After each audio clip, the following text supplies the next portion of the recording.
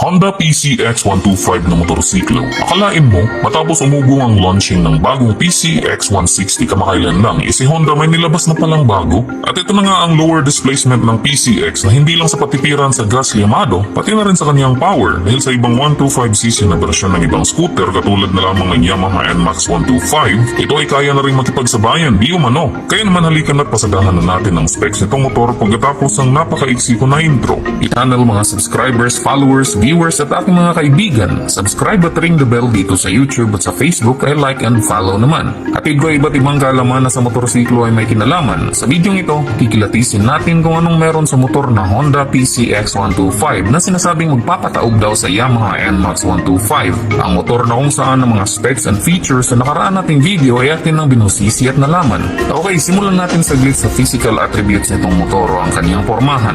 Kung may ideya na kayo sa pormahan ng Honda PCX 160, yung unang dinala dito sa atin, ang forma naman ng Honda PCX 125 ay parehong-pareho lang actually. Of course, medyo understandable naman nga kasi sila-sila lang naman yung magka-line up sa PCX series. Ang hugis, ang fairings, covers, pati na ang dimensyon ay kopyang-kopya talaga ang DNA. Kung hindi nga lang siguro dahil sa decals kung saan nakikita natin ng displacement ay mapagkakamalan talaga itong PCX 160. Sapagkat ang dimensyon kasi ng Honda PCX 125 ay parehong-pareho lang naman din sa bigger na mga PCX. Kaya dito na lang natin ibase. Kung nasubukan mo nang madrive ang bigger displacement na PCX at kung hiyang ka doon pagdating sa pagmaniobra o drivability, malamang sa malamang dito ay hiyang ka din. Pero alam niyo bang hindi lang sa pormahan pala ang motor na ito may namana sa PCX 160, kundi pati na din ang mga amazing na features lalong-lalo na sa safety. At heto na nga, speaking of safety, mamamangha kayo sapagkat ang motor na ito ay equipped na ng single channel ABS at switchable torque control o sa ibang katawagan ay traction control system mga amigo. Amazing diba? Dahil napaka-perfect na combo. Ang ABS ang magbibigay sa iyo ng hanip at napaka-reliable na stopping power habang ang traction control system naman iniiwasang dumulas at mag-skid ang gulong mo. Kaya naman kampante ka dito dahil kung safety ang pag-uusapan ay talagang siguradong sigurado. Ang harapan na brake nito ay equipped ng single disc na may sukat na 220mm at ang rason kung bakit single channel ABS lang ito ay dahil naka-mechanical drum brake pa ang likuran ng motor na ito na may sukat na 130mm.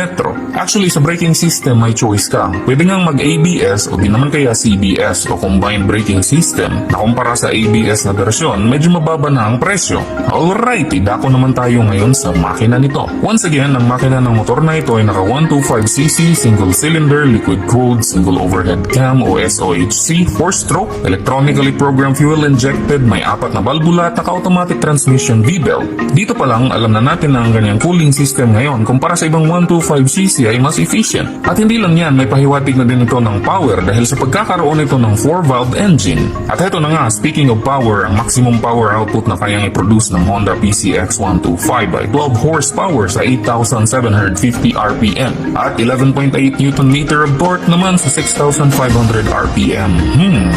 Mukhang familiar ang power output na ito parang sa Yamaha NMAX 125. Yung motor na ating na-review na rin, ang mga numerong ito ay ganon na ganon din. Pwera na lamang sa torque dahil mas angat ito, pero ng mga isang decimal point, sapagkat ang Yamaha NMAX na torque ay may Newton meter na 11.7. Pero amazing pa din, at least pagdating sa power ay may choices pa din. Kumbaga nasa bibili na lang talaga ang desisyon kung saan ang pipiliin, depende sa kanyang preference. At hindi lang yan, ang makina nga pala ng Honda PCX 125 na motor ay equipped na ng latest technology. Sapagkat kagaya ng kanyang bigger brothers, gumagamit na ito ng teknolohiya sa Honda ng mga makinang tinatawag na Enhanced Smart Power Plus o sa ibang katawagan ay ESP Plus na technology. Dahil dyan, bukod sa power, expected na rin talaga at the same time pagdating sa pangungonsumo ang pagkatipid. At ayon sa latest WMTC mode ng Honda, ang motor na ito ay sa 1 litro ng gasolina nasa mga 50 km ang kanyang kayang abutin. Amazing na din, pero kung ikukumpara sa Yamaha NMAX 125, ang numerong ito ay parehong-pareho pa din. At dahil naka 8.1 litro na nga pala ang fuel tank capacity, panigurado medyo malayo-layo talaga ang biyahe na kaya mong abutin. Okay, ngayon naman dumako tayo sa electricals ng motor na ito. Naka-LED na nga pala ang headlight o DRL o position light at tail light habang ang mga turn signal lights ay naka-bulb type system pa mga bro. Sa instrument cluster naman, fully digitalized na ang display nito. Gumagamit ito ng LCD display screen na napaka-comprehensive na dinidisplay yung mga impormasyong kailangan mo habang you are on the go. At hindi lang yan, meron na din itong engine kill switch, side stand sensor switch, hazard function at idling stop system na napakapanalo. Ito ang teknolohiyang pinapatay ng kusa ang makina kapag nakadetect ito ng mahabang idling. Halimbawa na lamang dyan kapag ikaw ay nasa trapiko na nakahinto at kailangan mo lang pihitin ulit ang silinyador para tumakbo.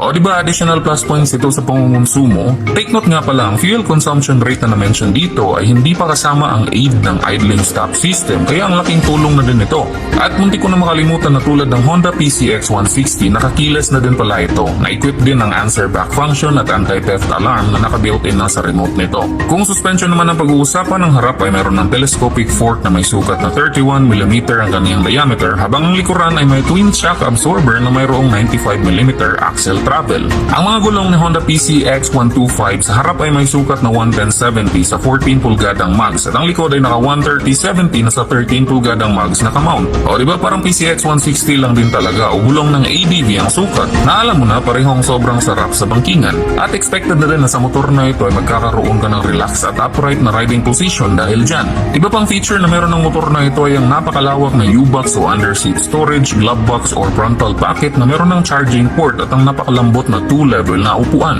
Ang kasalukuyang presyo ng motor na ito ay nasa 204,000 pesos. Yan ay conversion pa din ng kanyang kasalukuyang presyo mula sa euro versus peso. Medyo mahal na nga ito kahit pa sabihin siksik sa features ang motor na ito, pero guys, mapapasa na all ka na lang talaga sa mga taga-Europe. Kasi di mapagkakailang blessed naman talaga sila sa mga magagandang motor mga bro.